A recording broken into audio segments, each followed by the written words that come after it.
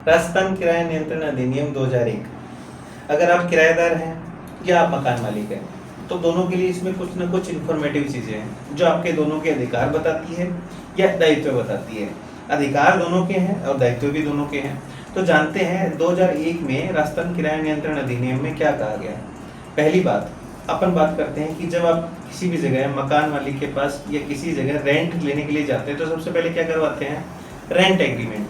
Agreement हमें क्या बताता है, दो पार्टियों के बीच में, यानी कि आपके बीच में, आप अगर किराएदार हैं तो किराएदार और मकान मालिक है तो मकान मालिक, इन दोनों के बीच में क्या शर्तें और नियम तय हुए हैं जिसके हिसाब से आने वाले कुछ समय में वो आपका किराएदार बनेगा या आप उसके मकान मालिक बनेंगे।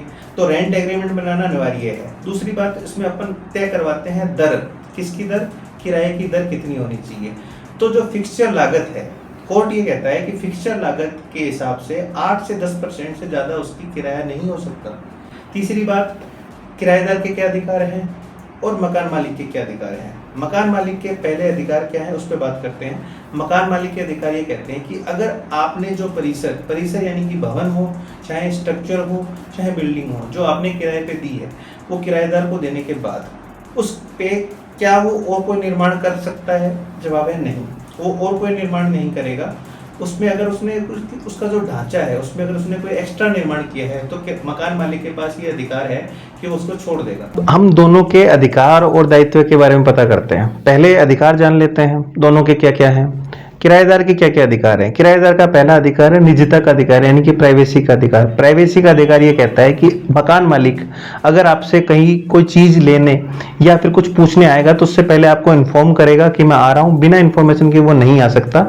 निजता का अधिकार आपका। दूसरा अधिकार, मान लो कि आप जब कोई परिसर किराए पे ले रहे थे तो वहां पे पंखा लगा हुआ था, स्विच लगे हुए थे, वॉशिंग मशीन थी या कुछ था जो आपने एग्रीमेंट में लिखवाया है। अगर वो खराब हो जाता है तो उसको सही कराने का अधिकार किसका है? सही कराने का दायित्व किसका है? सही कराने का दायित्व है मकान मालिक का।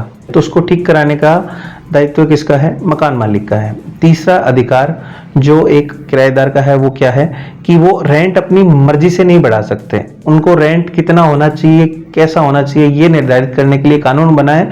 उस कानून के हिसाब से उसकी लागत तय करी जाती है। भी आपका रेंट इतना है और आप इसको नहीं बढ़ा सकते हैं। और इसके बाद अब बात करते हैं मकान मालिक के क्या क्या दायित्व हैं, ये क्या क्या अधिकार हैं। मकान मालिक के अधिकार हैं कि अगर मान लो आपका परिसर आपको यूज करने के लिए चाहिए तो वो खाली करा सकता है, लेकिन इसकी कुछ शर्तें हैं। जैसे क्या तो आप बहुत ज्यादा बुजुर्ग हैं और उस जगह पे आसपास में आपके पास ऐसी कोई संपत्ति नहीं है जिस पे आप रह सकते हो, तो आप क्या करेंगे, उसको एक नोटिस देंगे, उससे खाली करवा सकते हैं। अदरवाइज आपके पास मान लो 5 या 6 संपत्तियां अवेलेबल पहले से ही हैं, 5-6 मकान है और आप कहे कि मुझे तो इसी मकान में रहना है, तो कोर्ट इस पे विचार करेगा और फिर उसे खाली करवाएगा।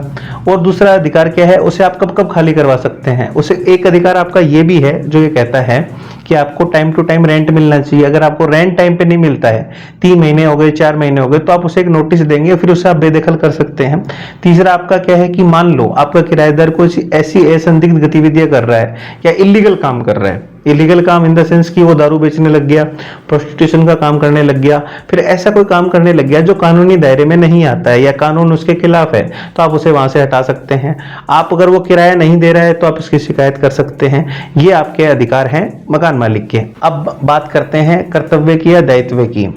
अगर आप किराएदार हैं तो आपका यह दायित्व है कि आप उस परिसर का ढंग से रख रखाव करें, उसमें कुछ ऐसा न्यूसेंस क्रिएट नहीं करें, उसके अंदर कोई भी ऐसी असंदिग्ध गतिविधियां ना करें जिससे कि परेशान हो, आपके आसपास रहने वाले लोग परेशान हो। और वहीं मकान मालिक का ये दायित्व है कि वो परिसर का रख रखाव मेंटेनेंस करने की जिम्मेदारी पूरी उठाए और वहां पे कोई भी ऐसी चीजें ना करें जिससे कि मकान जो अपना किराएदार है उसको दिक्कत हो।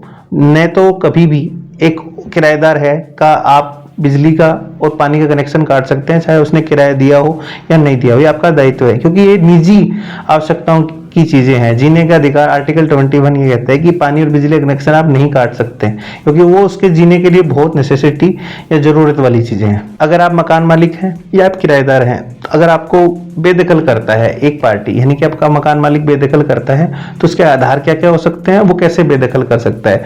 अगर आपने कोई गलत धंधा करा है उसके अंदर तो आपको बेदखल कर सकता है।